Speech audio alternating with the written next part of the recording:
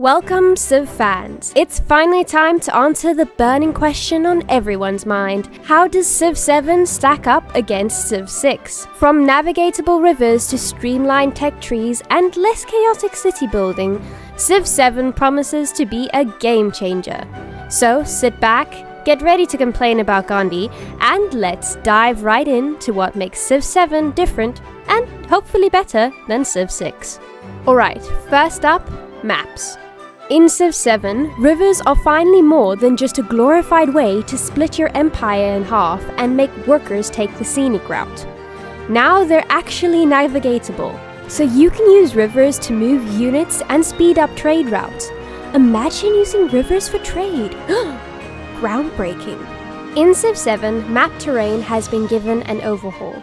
Rivers are now navigatable, making them more than just a freshwater source. They are valuable for trade and rapid movement. Imagine setting up cities along a river for efficient trade routes, or even sending troops downriver to take an enemy by surprise. Plus, elevated terrain like mountains and cliffs add a new strategic layer, letting you use the high ground as a tactical advantage in combat and not just in your diplomacy. This gives the landscape depth, literally and visually. Okay, here's a neat one. The tech and culture trees have been streamlined.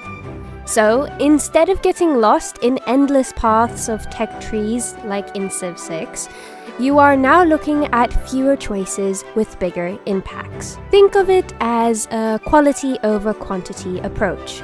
No more getting to 400 AD and realizing you've somehow researched advanced rocketry before basic irrigation. I feel called out. In Civ 7, each advancement matters more. And guess what? Fraxis is hoping that maybe, just maybe, more of us will actually finish the game without rage quitting halfway through the medieval era. No promises though. The art style in Civ 7 has ditched Civ 6 cartoonish vibes for a more realistic look. Well, as realistic as Cleopatra being pals with Genghis Khan can get. Units, environments, and cities look crisper, more polished, and dare I say, downright epic. The vibrant, lifelike maps make it feel like you're really there. As long as you ignore the part where Gandhi still tries to nuke you in the atomic era. It's tradition at this point. Okay, now here's the exciting news. Civ 7 is including features that were previously only DLCs in Civ 6, like for instance natural disasters. Leave a comment below about how excited you are on this new feature that is being included in the game. I know I am very excited. This means you won't have to spend another $30 just to see your beautiful coastal city get flattened by a hurricane. Nature's wrath now comes with standard. The increased frequency of global events also means more interaction between civilizations. Instead of hoarding resources in isolation, wait, what? I like doing that. You'll actually want to work with other players, or just try to outlast them during a volcanic eruption.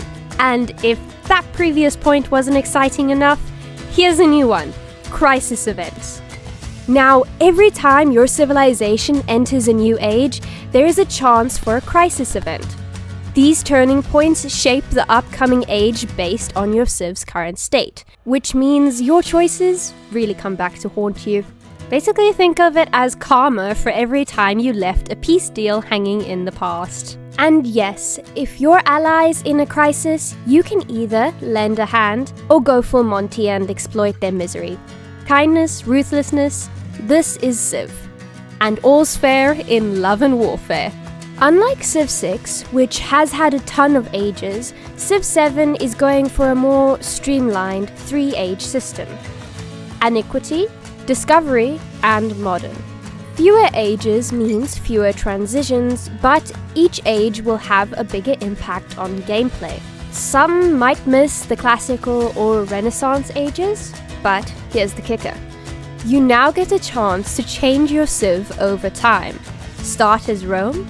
You might end up leading France or Germany.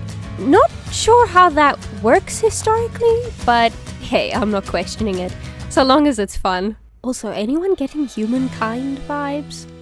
Now, let's go back down memory lane. Remember all those builder units you had to churn out every 5 turns in Civ 6? Well, say goodbye to them in Civ 7. Improvements happen automatically, and your focus now shifts towards more expanding and managing cities than micromanaging tile improvements. Okay, not gonna lie, I found that fun. Anybody else? No, it's just me micromanaging? Okay, cool. This is a big quality of life improvement. Instead of feeling like a city planning bureaucrat, you get to be the visionary ruler you were meant to be. I kind of like being the city planning bureaucrat. Wait, put me back there. Towns as civilization starters. Starting a new city in Civ 6 once you have founded your capital begins with a small, humble town. Think of it as a city light that encourages early exploration and specialization. Towns now cost less and don't demand as much attention. Just like that one quiet city you forgot to manage in every game of Civ 6. We've all done that, right? Mixing and matching leaders in civilizations. It's now become a jigsaw puzzle. That's right, we now have the freedom to mix and match leaders and civs. This means that you can have Confucius leading Great Britain, or Augustus leading the United States. You name it, you can probably do it. It's the ultimate sandbox for all of us who want to see Alexander the Great's war bonuses while building out Germany's infrastructure. Look, Civilizations has always taken historical liberties. Now they're just letting you get in on the joke. Historical accuracy? Pfft, what's that? Civilizations is never really about that anyway. But as long as you can create weird alternate realities, sign me up. So that is Civ 7. More streamlined, more visually epic, and filled with new mechanics to freshen up the game. What are you most excited about to see in Civ 7? And who is ready to face Gandhi's inevitable nuclear wrath once again? Let us know in the comments down below, and as always, keep building your empires. And go crush others. Please be sure to like and subscribe, and hit that notification bell to get notified when we post more videos. We'll see you in the next one.